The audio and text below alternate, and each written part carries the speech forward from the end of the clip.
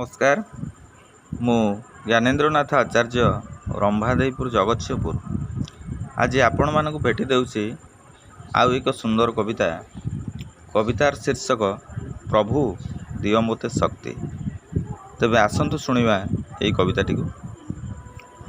संसार सागरे नौका चाले मो मंग धरिअछ नाथ, केते बाधा विघ्न सामना करिछि छाड़ी नाही तुम हाथ, छाड़ी नाही तुम हाथ।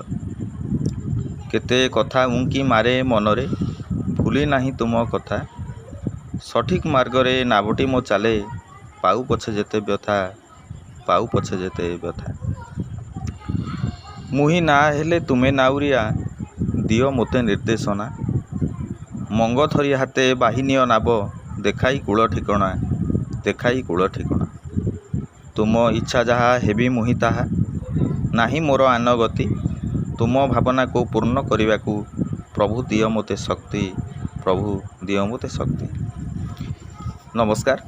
कविताटी किपर लगिला बहु संख्यार मतामत देवे, या लाइक सब्सक्राइब एवं शेयर करेंगे एतिकी निवेदन कर रहुछि।